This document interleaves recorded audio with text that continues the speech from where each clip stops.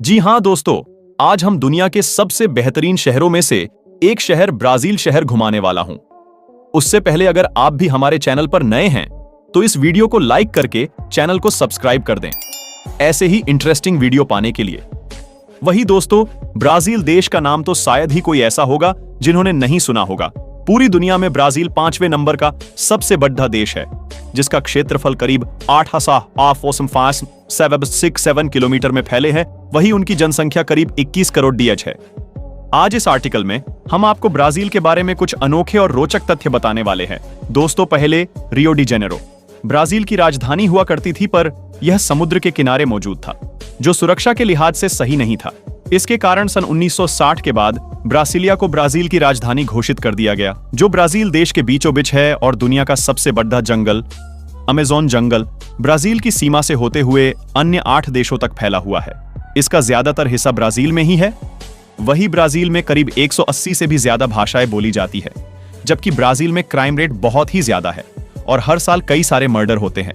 Brazil में एक द्वीप मौजूद है जिसको सांपों का द्वीप कहा जाता है, क्योंकि यहाँ हर एक फुट पर कई सारे सांप पाए जाते हैं।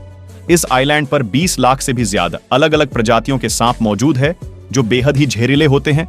इसी वजह से सरकार ने नागरिकों के लिए इस आइलैंड पर प्रतिबंध लगाया हुआ है। केवल वैज्ञानिक और खोजकर्ता ही इस द्वीप पर जा सकते हैं। ब्राजील के लोग फुटबॉल को बहुत ही पसंद करते हैं और सबसे ज्यादा फुटबॉल विश्व कप को जीतने का रिकॉर्ड ब्राजील के नाम पर ही है। वही ब्राजील ने अब तक 5 बार विश्व कप जीता है। और ब्राजील में जिन बच्चों को मां का दूध नहीं मिलता है, उनको सरकार की तरफ से महिलाओं के स्तनों का दूध उपलब्ध करवाया जाता है। दोस्तों, एक रिसर्च के मुताबिक ब्राजील के ग्रामीण क्षेत्र में रहने वाले लोगों में से करीब 35% लोग ऐसे हैं जिन्होंने जानवरों के साथ सेक्स किया है। हर साल करीब 6 मिलियन लोग ब्राजील में घूमने के लिए आते हैं। वही दुनिया की सबसे बड़ी नदी अमेज़न नदी ब्राजील में होकर ही बहती है और साल 2008 के बाद ब्राजील में लिंग परिवर्तन कराने की सर्जरी फ्री है, जिसका खर्चा सरकार द्वारा दिया जाता है। कॉफी के उत्पादन के मामले में ब्राजील विश्व का सबसे पहले नंबर का देश है।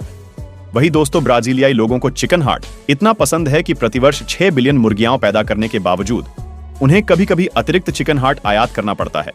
यह बारबेक्यू ट्रीट सीखों पर आता है।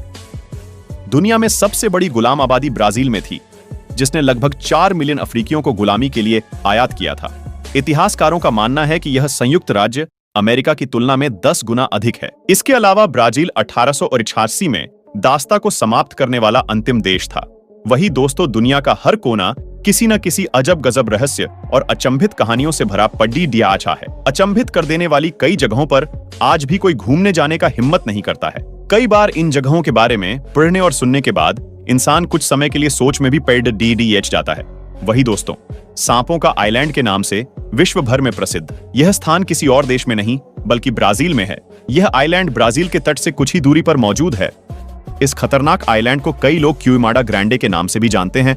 आपको बता दें कि यह आइलैंड दूर से बेहद ही खूबसूरत और पास से बेहद ही खतरनाक दिखाई देता है।